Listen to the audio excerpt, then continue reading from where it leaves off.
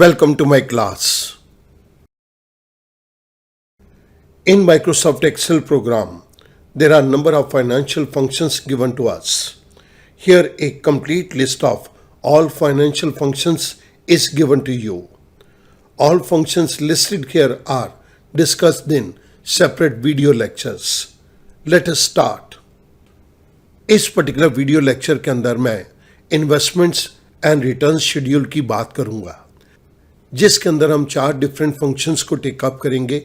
Effect function, nominal function, FV future value function and V lookup function. This is a simple investment and returns schedule and this is part number 1। आइएगा move करते हैं एक question की तरफ। इस particular Excel sheet के अंदर हमें एक क्वेश्चन दिया गया है। Mister A has bank balance of 1 lakh rupees. The rate of interest given by bank is 6% per annum. For the next 10 years, he shall deposit rupees 5,000 per annum. What shall be the amount if the deposit frequency and compounding frequency is annual, semi-annual and quarterly? Frame your solution in the following format. Mr. A का bank balance 1 lakh रुपए का है। Bank उसके ऊपर 6% का interest देता है। अगर अगले 10 साल तक मिस्टर एक्स 5,000 रुपया पर एनम डिपॉजिट करे तो उस केस के अंदर ये अमाउंट कितना बनेगा? अगर मिस्टर एक्स के डिपॉजिट करने की फ्रीक्वेंसी और compounding frequency annual, semi annual और क्वार्टरली हो। इस केस के अंदर हमें सॉल्यूशन को जनरेट करना है नीचे दिए गए स्ट्रक्चर के अकॉर्डिंगली। आइएगा मूव करते हैं इसके आंसर की तरफ। यहां पर मैंने एक डिफरेंट एक्सेल शीट को लिया है so as to have more space. मेरे पास सिमिलर स्ट्रक्चर दिया गया है जो कि क्वेश्चन के अंदर दिया गया था, प्लस इसमें राइट साइड की तरफ हमने कुछ फंक्शंस का सिंटैक्स लिखा हुआ है। मैं यहां पर कुछ बेसिक इनपुट्स दे रहा हूं। Nominal rate of interest is 6%. The time period is 10 years. Initial deposit is rupees 1 lakh. Periodic deposit amount is rupees 5,000. Deposit type के अंदर मैं यहाँ पर 0 दे रहा हूँ। 0 मीन्स मिस्टर एक्स ये डिपॉजिट करेगा पीरियड के एंड में। यहाँ पर मुझे डिपॉजिट फ्रीक्वेंसी को कैलकुलेट करना है। डिपॉजिट फ्रीक्वेंसी को कैलकुलेट करने के लिए मेरे पास यहाँ पर एक छोटी सी टेबल दी गई है, annually, semi annually and quarterly. मैं यहाँ पर एनुअली पे क्लिक करूँ तो एनुअल अमाउंट आ जाए, मैं अगर क्वार्टरली पे क्लिक करूँ तो क्वार्टरली अमाउंट आ जाए। इसके लिए मैं लिस्ट कमांड को यूज़ करूँगा। तो मैंने यहाँ पर क्लिक कर दिया। I go to data tab. Data tab के अंदर I go to data validation. Data validation में सेटिंग्स के अंदर वैलिडेशन क्राइटेरिया के अलाउ ड्रॉप डाउन बॉक्स में मैंने लिस्ट कमांड को सिलेक्ट किया और सोर्स पे क्लिक कर दिया। सोर्स के अंदर ये मैं तीनों डिपॉजिट फ्रीक्वेंसीज को दे रहा हूँ। आई से ओके। जैसे मैंने ओके किया, आप यहाँ पर एक स्मॉल ट्रायंगल को देख सकते हैं। Now I can choose any of the deposit frequency. मैं इसी चीज़ को यहाँ पर कंट्रोल सी करके कॉपी कर रहा हूँ और ये मैंने कंपाउंडिंग फ्रीक्वेंसी के अंदर इसको पेस्ट कर दिया। सिमिलरली मैं कंपाउंडिंग फ्रीक्वेंसी के अंदर भी अब फ्रीक्वेंसी को अपनी मर्जी से चूज कर सकता हूँ।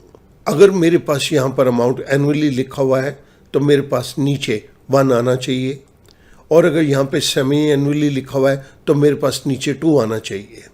इसके लिए मैं वी लुकअप के फंक्शन को टेकअप करूँगा। This is equals to V lookup. V lookup के अंदर सबसे पहला आर्गुमेंट है लुकअप वैल्यू। इस वैल्यू को देखो, which is given to us in cell number D2, comma. The second argument is table array. इस वैल्यू को कहां पर देखो? इस टेबल के अंदर देखो, comma. The next argument is column index number. इस टेबल के अंदर किस कॉलम में देखो? सेकेंड कॉलम के अंदर देखो। तो मैंने 2 दे दिया, comma. The last argument is range lookup. मुझे ट्रू या फॉल्स में चूज करना है, तो मैं यहाँ पर एग्जैक्ट मैच चाहता हूँ तो मैंने फॉल्स के ऊपर क्लिक कर दिया। आई क्लोज पेरेंथेसिस, आई प्रेस एंटर। जैसे ही मैंने एंटर प्रेस किया मेरे पास एनुअली लिखा हुआ है तो यहाँ पर 1 आ गया। मैं सेमी एनुअली करता हूँ तो ये 2 है, क्वार्टरली करता हूँ तो ये 4 है। मैंने फिर से एनुअली कर दिया। इसी तरह से मैं नीचे भी वी लुकअप के फंक्शन को टेक अप कर रहा हूँ 1 2 4 की वैल्यूज़ को लेने के लिए। This is equals to V lookup. The first is lookup value, इस वैल्यू को देखो, comma. The second argument is table array, इस वैल्यू को कहाँ देखो, इस टेबल के अंदर देखो, comma. The third argument is column index number, इस टेबल में किस कॉलम में देखो, तो मैं कहता हूं कि सेकंड नंबर कॉलम के अंदर देखो। मैंने यहां पे 2 दे दिया, comma. The last argument is range lookup, range lookup के केस के अंदर मैंने एग्जैक्ट मैच पे क्लिक कर दिया। आई क्लोज पेरेंथेसिस, आई प्रेस एंटर। यहां पर ये वैल्यू सेमी एनुअल थी तो हमारे पास वैल्यू आ गई 2। अगर मैं इसको एनुअली करता हूं तो यहाँ पे वैल्यू 1 है, क्वार्टरली करता हूं तो वैल्यू 4 है। मैं इन 2 सेल के अंदर कलर दे रहा हूं आपको। जब भी हम इन सेल्स के ऊपर क्लिक करें तो आपको ये स्मॉल एरो प्रॉपर्ली विजिबल होना चाहिए। Now I move on to the amount deposited. This amount deposited is equals to B5। मैं इस पर्टिकुलर सेल को फिक्स कर रहा हूं, डिवाइडेड बाय D3। मैंने इसको भी F4 प्रेस करके फिक्स कर दिया। I press enter. आप नोट करेंगे कि यहाँ पर अमाउंट 5000 था, हमने एनुअली डिपॉजिट किया तो ये अमाउंट 5000 का ही आएगा। अगर मैं डिपॉजिट फ्रीक्वेंसी को चेंज करूँगा तो ये अमाउंट चेंज हो जाएगा।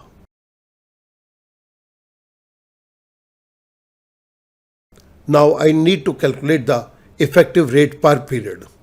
यहाँ पर हमें नॉमिनल और इफेक्ट फंक्शन को यूज़ करना है, जिसकी सिंटेक्स मैंने ऑलरेडी यहाँ पर राइट साइड के ऊपर दे दिया। आप पहले सिंटेक्स को अंडरस्टैंड करेंगे। नॉमिनल फंक्शन के अंदर हमारे पास फर्स्ट आर्गुमेंट है इफेक्ट रेट और उसके बाद कॉमा NPERY। इट मीन्स अगर मैं नॉमिनल फंक्शन को यूज़ करना चाहता हूँ तो उसके अंदर मुझे इफेक्ट की रेट भी देनी पड़ेगी।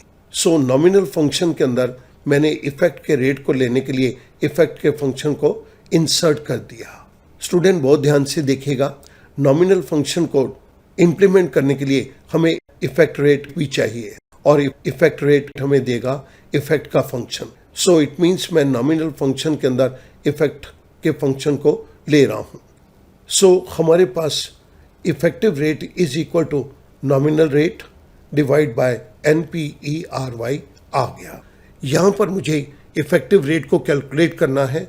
इफेक्टिव रेट पर पीरियड को कैलकुलेट करने के लिए मैं इस नॉमिनल फंक्शन को यूज करूंगा। This is equals to nominal. इसी के अंदर मैंने इफेक्ट फंक्शन को टेकअप कर लिया। अब मैं सबसे पहले इफेक्ट फंक्शन के आर्गुमेंट्स को दूंगा। This is nominal rate. Nominal rate is given to us in cell number B2, comma. The next argument is NPERY. This is compounding per year. Compounding per year के case के अंदर मैंने D5 के ऊपर click कर दिया। Parenthesis close, comma. The next argument is NPERY. This is a D3. Parenthesis close and this is divided by D3. I press enter. मेरे पास यहाँ पर एक वैल्यू आ गई 0.0609। मैं परसेंटेज के सिंबल के ऊपर क्लिक कर रहा हूँ और इसके अंदर मैं 6.09% तक इसको मैं ले रहा हूँ। इसके लिए हमने जिस पर्टिकुलर फंक्शन को यूज किया है वो मैं आपकी रेफरेंस के लिए राइट साइड के ऊपर दे रहा हूँ। Now the total number of period, this is equals to time period is 10 year, that is B3। F4 press करके मैंने इसको लॉक कर दिया। This is multiplied by D3। I press enter.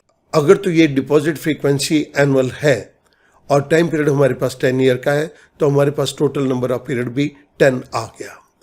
और अगर मैं इस डिपॉजिट फ्रीक्वेंसी को चेंज करता हूँ सेमी एनुअली तो आप देखते हैं कि ये 20 हो गया। Once again I change it to quarterly. This comes to 40. यहां पर मेरे पास बेसिक स्ट्रक्चर कंप्लीट हो जाता है। अब मुझे नीचे दिए गए स्ट्रक्चर के अकॉर्डिंगली इनपुट्स यहां पर देनी है। टाइम पीरियड के केस के अंदर मैंने 1 यहां पर लिखा और यहां पर मैं 2 दे रहा हूं। दोनों को मैंने सिलेक्ट कर दिया।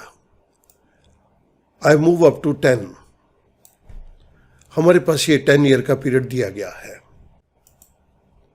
ये मैंने फुल स्क्रीन मोड के ऊपर इसको कर दिया। जिन जिन फंक्शंस को मैं यूज करूंगा वो फंक्शन मैं ऊपर देता हुआ आपको चलूंगा। Interest earn, this is equals to initial deposit amount, I press F4, multiplied by D6. This is the effective rate. I press enter. We use this particular formula here. मैं ये सारे फार्मूला आपको ऊपर देता हुआ चलूंगा। The next is cumulative interest. This is equals to sum interest earned, that is B10 colon B10. First B10 को मैं F4 प्रेस करके लॉक कर रहा हूं। सेकेंड B10 को मैं रिलेटिव रेफरेंस में ही रहने दूंगा। आई क्लोज पेरेंथेसिस, आई प्रेस एंटर। मेरे पास क्यूमुलेटिव इंटरेस्ट फर्स्ट पीरियड का यहां पर आ गया। इन सभी फार्मूलाज को मैं ऊपर देता हुआ चलूंगा। The next one is cumulative deposit. This is equals to B5. I press F4 to lock it, multiplied by this is the first period. I press enter. मेरे पास यहां पर अमाउंट 5000 का आ गया। The next is total increase. This is equals to sum function C10 colon D10 parenthesis close. I press enter. Total increase के लिए हमने जिस फॉर्मूले को यूज किया है वो मैं ऊपर दे रहा हूं। The next is future value. Future value को कैलकुलेट करने के लिए मैं FV के फंक्शन को टेकअप करूंगा। This is equals to FV future value parenthesis start. The first argument is rate. Rate के केस के अंदर मैंने D6 के ऊपर क्लिक कर दिया। I press F4। क्योंकि स्टूडेंट मुझे इनको ड्रैग डाउन करना है और इनके रेफरेंस चेंज ना हो, मैं इसलिए F4 को प्रेस करता हुआ चल रहा हूं। Comma. The next argument is NPER। This is A10। ये नेक्स्ट टाइम A11 A12 हो जाएगा तो मैं इसको रिलेटिव रेफरेंस में ही रहने दूंगा। Comma. The next is PMT। This is the installment amount जो कि हम पे करेंगे। यहां पर हमारे पास इंस्टॉलमेंट अमाउंट 5000 रुपये की है। This is given to us in cell number B5। Again I press F4, comma. The next is present value. Present value is B4। I press F4 to lock it, comma. The last argument is type. Type के case के अंदर मैं ये deposit type 0 ले रहा हूं। B6। I press F4 to lock it. Parenthesis close. Now I press enter.